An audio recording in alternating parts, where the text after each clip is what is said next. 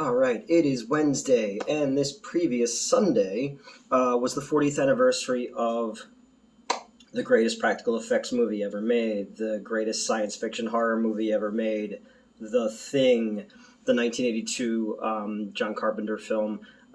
There's not a lot I can say about this movie that hasn't already been said more eloquently by film historians or real film critics, not just a fucking dude sitting in his kitchen. But I did kind of want to talk a little bit about this movie and my reverence for this movie, and how it's been so influential in my own taste in film and psychology and writing and all these different things. Um, when this, well-worn territory, when this movie came out, it came out on the heels of E.T.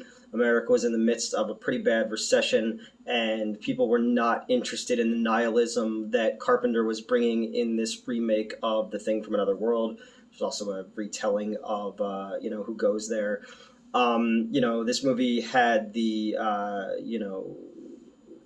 big effects, the Rob Bottin effects, and a lot of the critics at the time only focused on the effects, and they only saw kind of the ugly Lovecraftian creations that Bottin had made a year in the studio, and like 1.5 million of the $15 million budget went to just making the creatures in this movie. Bottin worked so hard on it. He was 23 years old at the fucking time, which is crazy to me. That he and Carpenter had just worked together on The Fog, and he came in and he lived in the studio and he was hospitalized, working so hard to make this movie what it is still to this day. I think a lot about like movies like E.T., which I love E.T. E.T. was my first fucking word, but that more hopeful view of the extraterrestrial or the other, it's kind of faded from the public consciousness. Everybody knows what ET is, but in an era of especially COVID and post-COVID world, the Thing is more relevant than ever, and the world that we live in is far more paranoid than even in the 1980s. So I feel like The Thing is kind of found a whole new audience and has become far less nihilistic and far more realistic in how we as a people deal with each other and how no one trusts each other and everyone's tired, as Kurt Russell's MacReady says in the movie.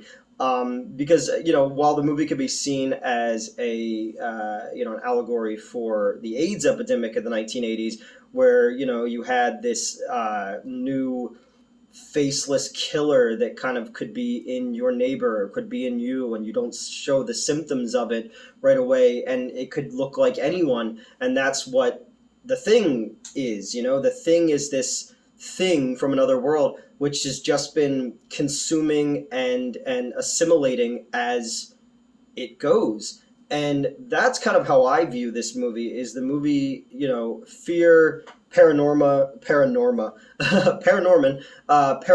and isolation are such a big part of the thread of this movie. And the thread of this movie, I always saw as ideology.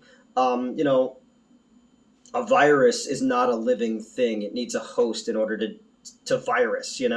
Just like a thought is not a living thing, but when you plant it in a host, it takes on a whole life of its own.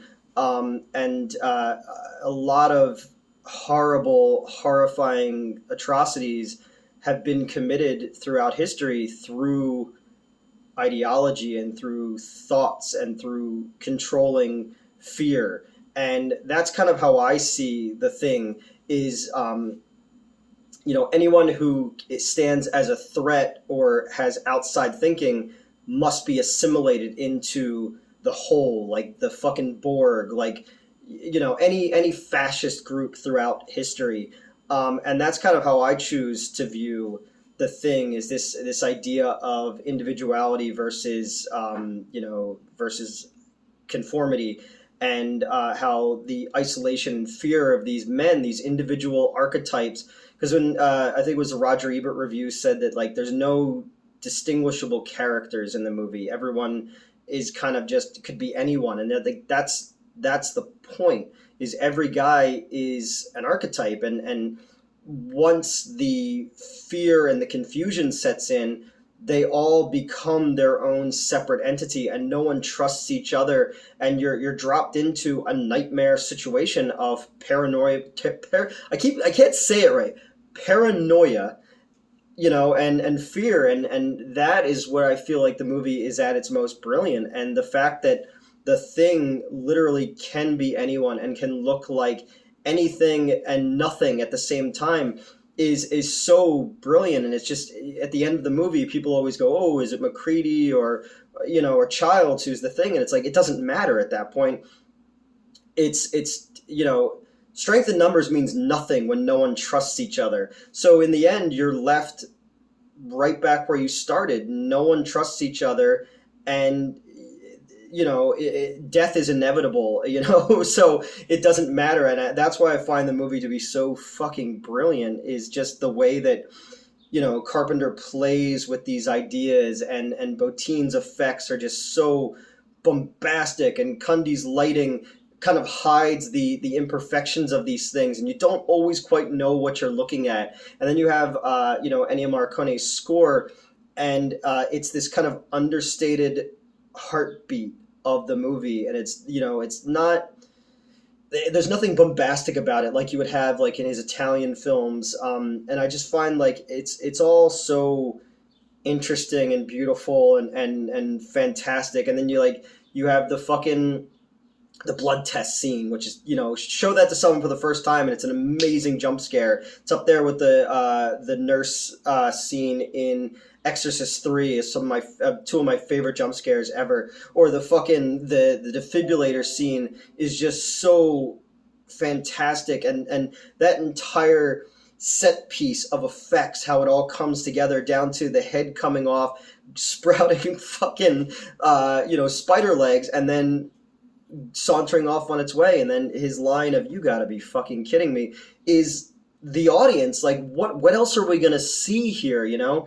Bernie Wrightson did a lot of the concept art for that. If you Google search it, it's really cool to see his versions of these things. Yeah, I don't know, the miniature work that they did, the matte paintings that they did, the music, the lighting, the directing, it all ties together into this film, which is just a fucking masterpiece.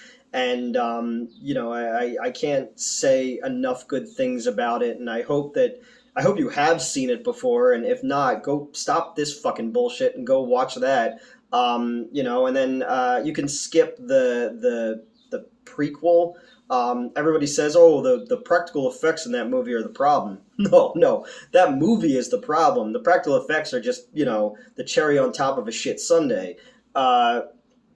Also, I guess in this one, if you speak Norwegian, the movie's over in the first few minutes, because you go, oh, wait, what? That dog is a monster alien? Let's kill that dog, and then we'll get back to being Antarctica guys, I also like, it's an all-male cast. The only female in the movie, even the dogs are male, the only female in the movie is Adrienne Barbeau's voice as the electronic computer. And I also think that it's cool that the ending of this movie parallels the beginning of this movie, when McCready is playing against the machine, and the machine's is always a step ahead, and it's this chess game, and all of the men in this become chess pieces that are being moved around in a fixed game. The thing is gonna win, and that's why the old man from fucking Cocoon has to basically destroy any way of them getting out of there and surviving, because it would take over the world, and that's what it's been doing. It's just been going across the galaxy, taking over.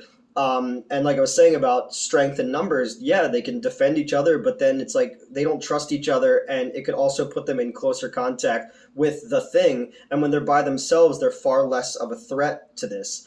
Oh yeah, so he pours whiskey into the machine and blows it up, basically. And he basically does the same thing at the end when you realize that the game is fucking fixed, Well, fuck you too, he says. He throws the fucking Molotov cocktail.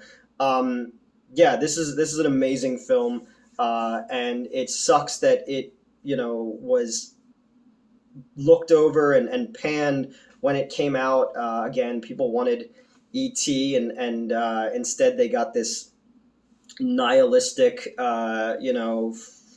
frozen exploration of the blackness inside of humanity, and how how awful we are to each other. It's the idea of this thing learning to become more human as we start to break apart and become less civilized and less human. And there's something about that that's just so fucking cool and interesting to me, and why this movie has been, I've watched this movie a million times, and I've read so many books about it and seen documentaries about it, and just anything. Why this poster, Struzen's artwork, which he did in 24 hours because they didn't really explain to him what the movie was, so he just did that hangs on my living room wall. Like, it's the greatest practical effects movie ever made, the greatest, the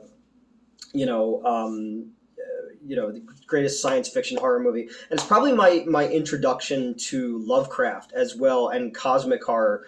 And a million movies have done it since then. Pretty recently, The Void, which is a cool practical effects movie, which has a lot of similarities to Carpenter's The Thing.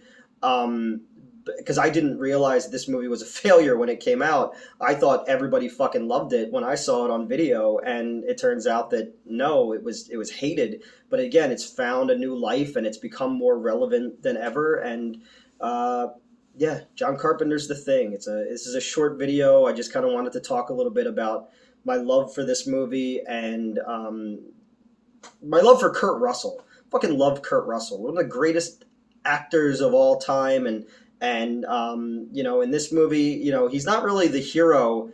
He's just the most paranoid, and that's what kind of rises him to the top. Is he doesn't care about self-preservation at this point. It's about killing this thing and ending this nightmare that they're all involved in. And I do like that in Tarantino's The Hateful Eight, they kind of, they brought him back, and they played with a lot of the same themes, the kind of 10 Little Indians vibe of the entire thing, the Agatha Christie style of putting a bunch of people into a confined, isolated area and then introducing mistrust. And that's basically what the thing is, but instead with, you add fucking slime and tooth and claw and unknowable horror and eyeballs and tentacles and all those things that made, kids growing up in the 80s and the 90s who were weird and read Fangoria, made them into fans of this shit forever. And it's Carpenter's masterpiece. I'm gonna stop rambling now, and I will see you next Wednesday.